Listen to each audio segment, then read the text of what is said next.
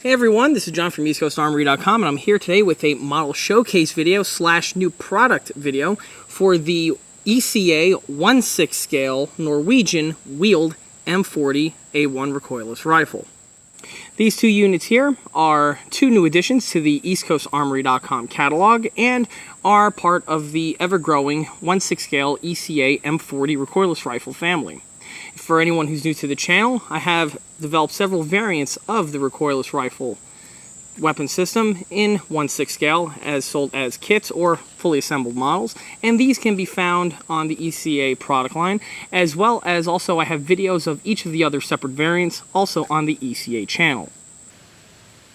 Now, as you can see, there are two variants of this exact same set, and we'll be going over both of these units as well as the features that are built into these kits in this video. Now, the two models that you see here belong to my personal collection and are not for sale and or purchase. However, like I often mention in these videos, I often take on commission build projects from models ranging from 1/35 scale all the way up to 1/6 scale.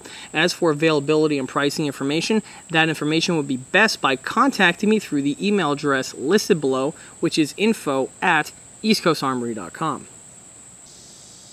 Now, before we go any further with the video, let's go ahead and take a quick walk around the model. And this model here is the Norwegian Army towed variant of the American-made M40 106mm recoilless rifle. Shortly after the US military adopted the M40 recoilless rifle weapon system, many of the NATO countries also decided to adopt this weapon system as well. Some of these NATO countries would include Canada, Italy, as well as Japan and South Korea. In addition to exporting and being adopted by NATO countries, the US would also supply this weapon system to other countries outside of the Soviet zone of influence. One of the other NATO states to adopt the M40 was that of Norway. Now, when the Norwegians adopted this weapon system for use in their military, they redesignated it to something of their own language. Now, unfortunately, I'm not going to be able to pronounce this word, as the only thing I will do is succeed in butchering it past recognition. However, the actual designation of this weapon system is found listed below. When the Norwegians first adopted the weapon system, it was in the same configuration as the standard American counterpart. That would be the M40 with the M79 tripod. This system was used by the Norwegians and was also mounted on board quarter-ton trucks such as Jeeps, as well as the M38, also supplied by the US. One drawback with the M40 design has to do with the M79 tripod. Due to the size and weight of this tripod, the weapon system is not very mobile. One of the ways the Norwegians came to solve this problem was that they went ahead and developed a new wheeled trailer for the weapon system. The trailer that was developed by the Norwegians straight up replaces the M79 tripod, and the entire M40's yoke simply mounts directly to it. With this trailer, the system can be towed by a quarter-ton truck or a deuce and a half. The system is also much more mobile and can be more easily maneuvered off-road with that of a squad of men, thus improving the system's mobility tenfold.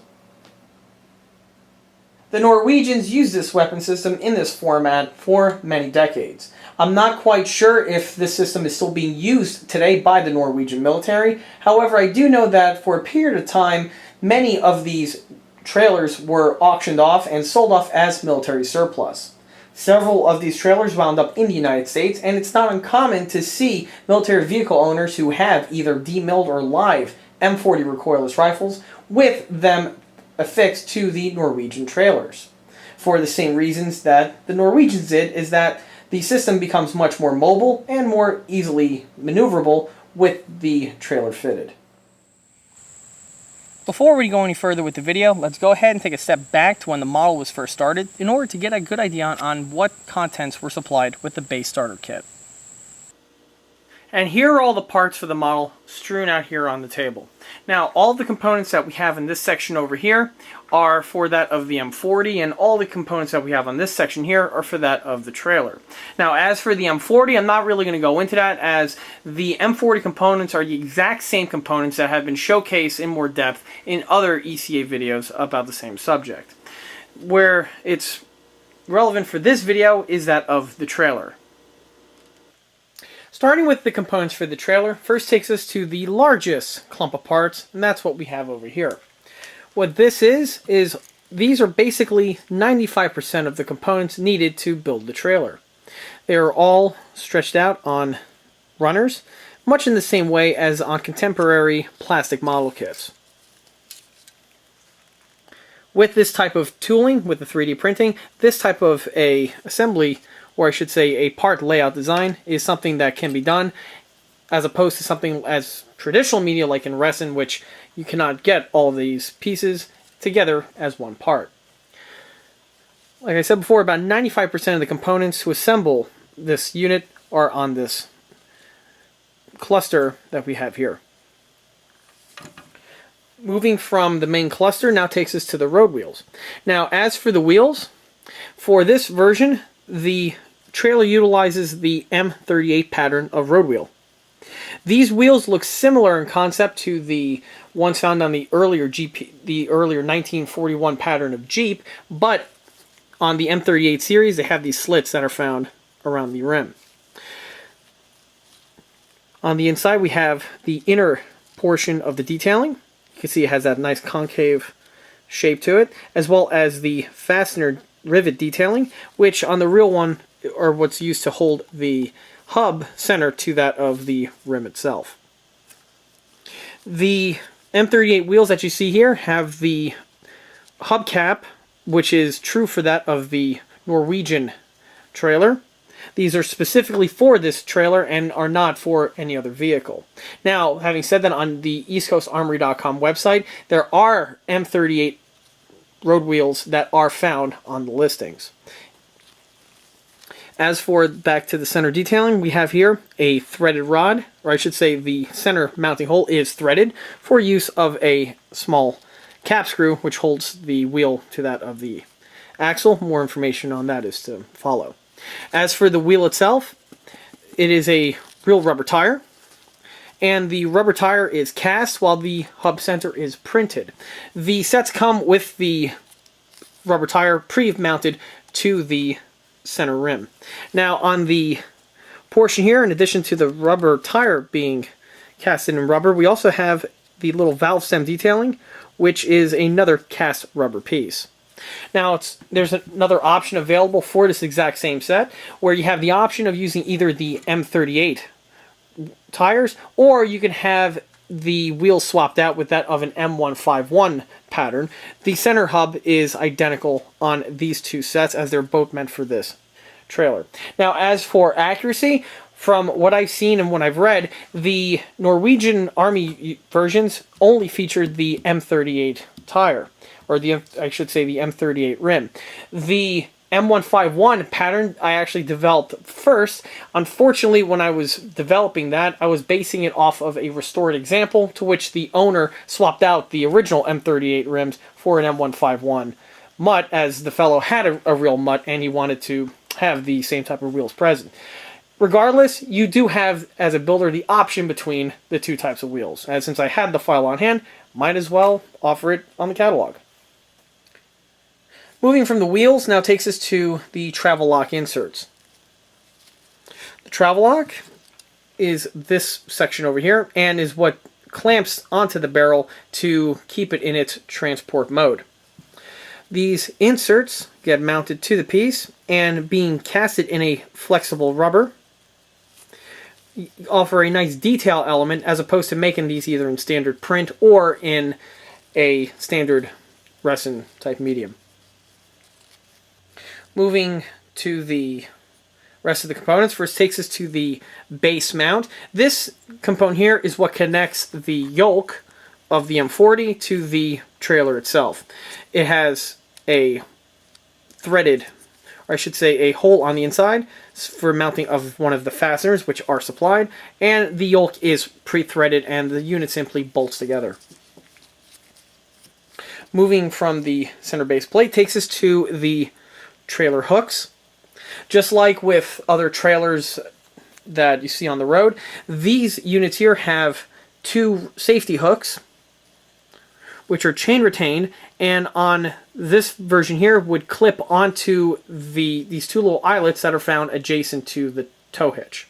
Just like, again, which is pretty standard on trailers. Of course, there is chain that is supplied with this set, as well as many of the fasteners and other hardware required to mount it to the 3D printed part.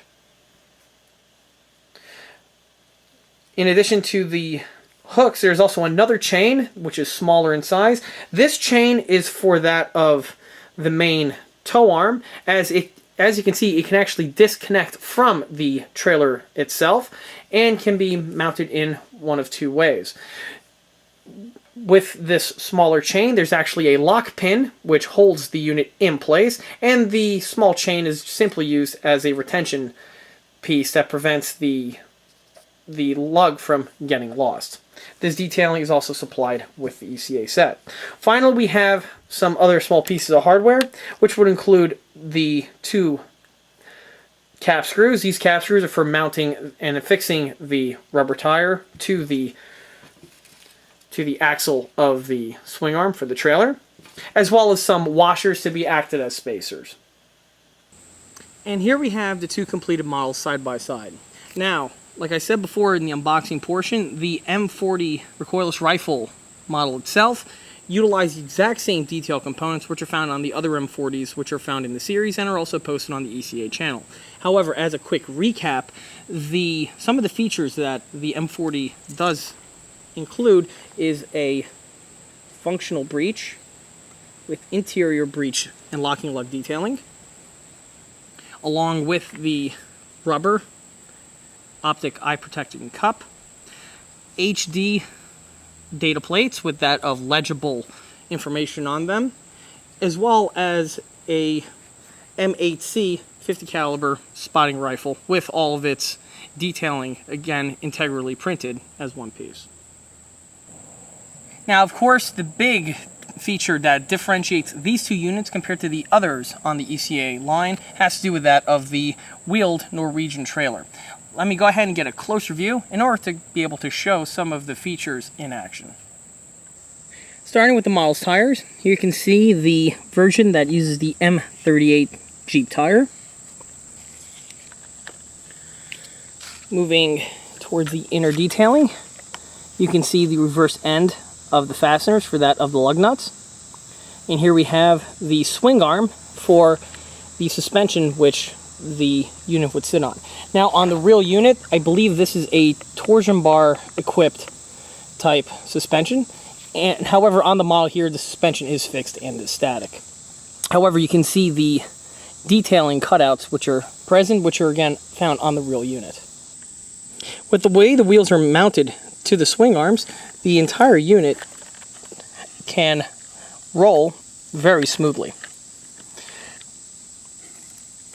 Now, if anyone was intending to mount this to a radio-controlled Jeep or a deuce and a half in a towed manner, this can be done. However, I would recommend the addition of bushings to the section of the swing arm. If you get it into frame, the section of the swing arm that makes contact with that of the wheel and the fastener.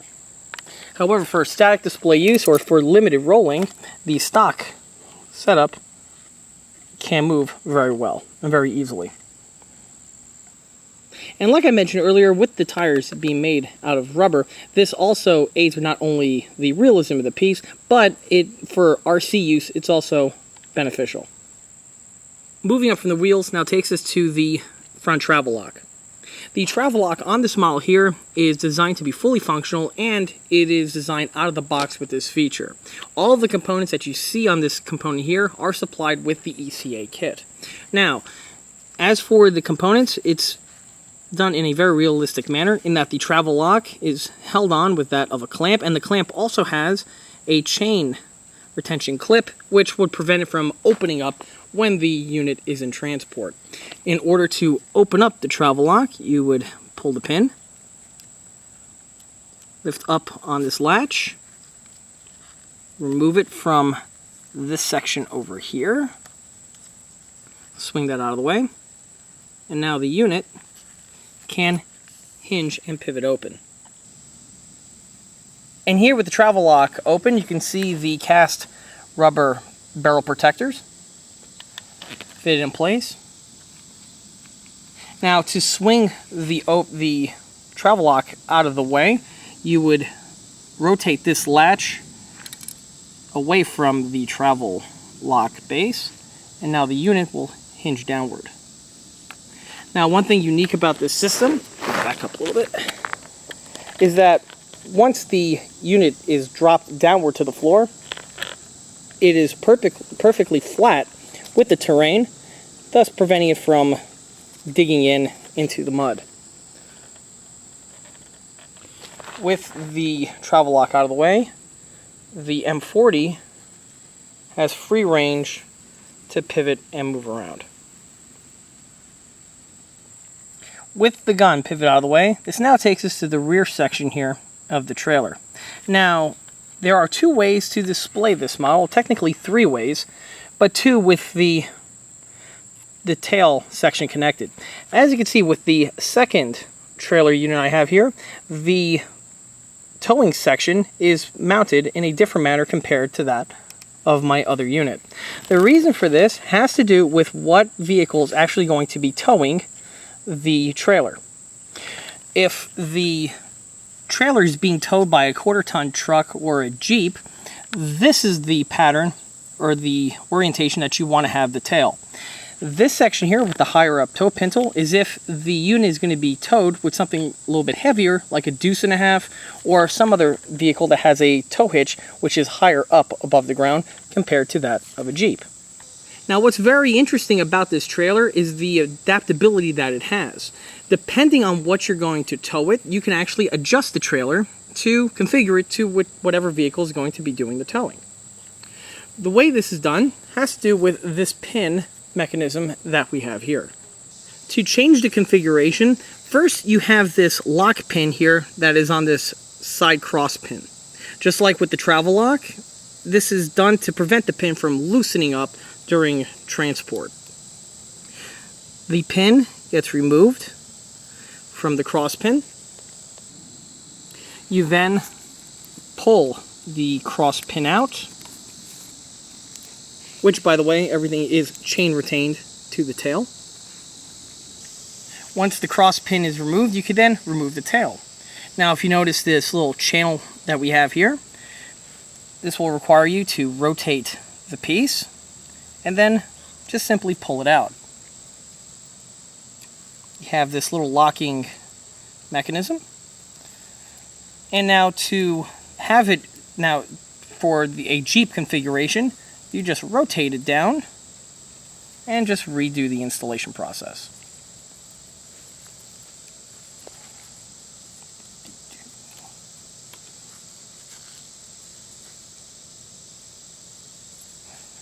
And voila, your trailer is now ready to be towed by a Jeep. Another way to display the gun is with the tail section completely removed. Here you can see, without the tail section mounted, the overall length is considerably shorter compared to when the unit is fully assembled. Now, I'm not sure if this would be removed when the gun would be mounted in a static position, or if the only reason why you would need to remove the tail section would be for, again, transport either via Jeep or via truck. However, one benefit that this unit has with the tail section removed is that when it comes time for positioning inside of a small glass cabinet, with the tail section removed, you can actually fit the unit inside as opposed to in the fully assembled state, in which it does occupy a lot of room and in many cases will not fit in most glass cabinets.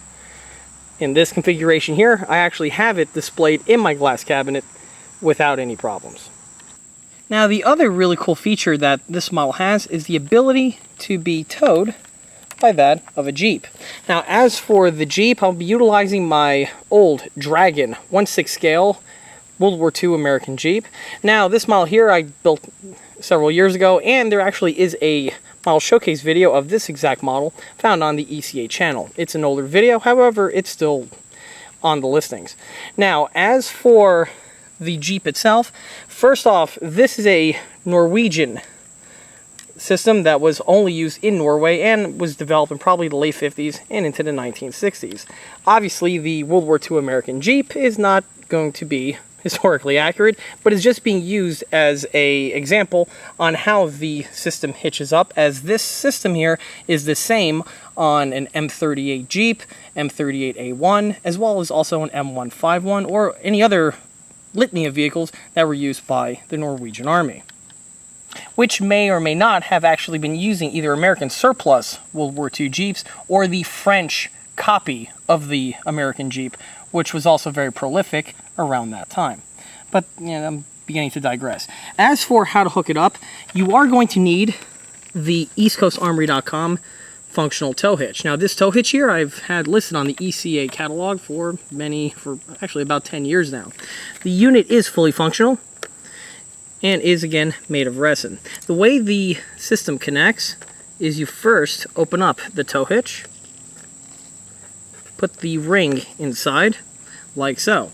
Now in order to mount it further, you're going to need to put on the safety chains. What the safety chains are, there are these hooks that are connected to chains, and they connect to these two little eyelets that are found on the bottom two fasteners that are found on the tow hitch. If anyone has a real trailer of any sort, you'll know exactly what I'm referring to.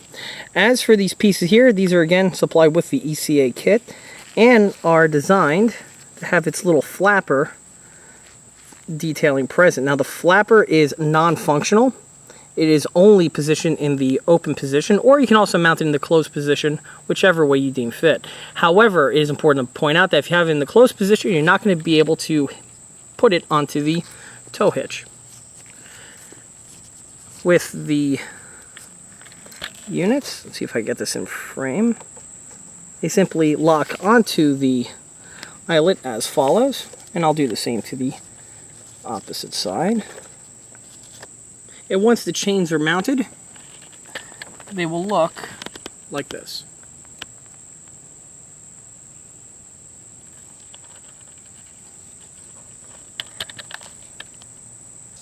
As for the chains, the purpose of these chains is that in case the tow hitch were to fail and the piece were to open up, if you hit a bump or something, the trailer could possibly come out in this way you see it here. If that were to happen, the chains, since they are connected to the vehicle via the hooks, will prevent the trailer from running loose on you. Now the last thing needed in order to get the trailer ready for transport mode is to raise the third leg that we have here. This is done by moving this latch, tucking it upward, and then locking it in place. As you can see, there's a small little notch cut into the spade over here. This is for the use of it being tucked into this position over here. And with that, now the M40 is all hitched up to the Jeep and is ready to roll out. And with this configuration here being that of a Norwegian M40A1 connected to an American World War II MP Jeep, this is more than likely something that you would see at a MVPA military vehicle event or some kind of a rally. Now as you can see, I made two versions of this exact same model. The difference of course being that of not only the color but also the wheel pattern. I touched briefly on this during the unboxing and review section of the video, but to go further into it, the reason why I have two was really more or less of an accident. When I was doing my research for the M40 itself, several months ago, I encountered a military vehicle forum in which a fellow has this exact same setup that we have here. And he had some nice close-up detail shots of the M8C spotting rifle, as well as other fittings and features that I needed to incorporate when developing the model. There I saw this trailer setup and I really liked the design of it and figured, you know, why not produce it as a full model. His version did feature the use of M151 Mutt rims as well as tires, and his was painted in this green color that we have here. Shortly after I completed all of the 3D CAD files and had everything sent to the printer, and the printer was cranking out the parts, I was doing a little bit more research on the topic and found out that the fellow who I was using as a reference actually swapped out his tires from the original ones. The reason why he swapped out the original M38 pattern with the M151 pattern had to do with the fact that the guy has a real M151 Mutt and he wanted to keep all of the wheels the same for continuity purposes. Now, after finding this information, I went ahead and quickly made the M38 pattern of rims and had that second model there sent off and made by the printer. However, since I already had all of the work on hand done to these rims, I might as well offer them on the catalog as well as a why not. Now, if anyone is interested in purchasing one of these kits for an accurate rendition of the Norwegian M40, of course you would go with the version with the M38 rims like I have in the back connected to the Jeep. If you want something a little bit different and are trying to model something from like a conflict zone or any other type of purpose, then the version with the Mutt rims may suit your bill a little bit better.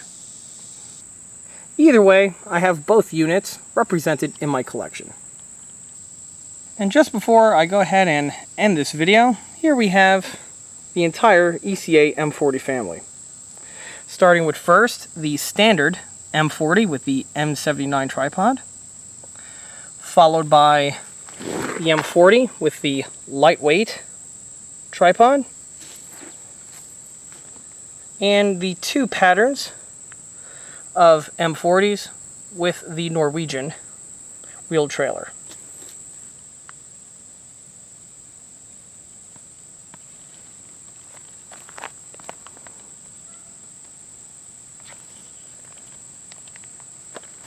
Like I said in the other videos, all of these units are available in either unassembled kit or fully built and painted modes. And there are also several options in between them for weathering, non-weathering, as well as also the silverback and standard black variants.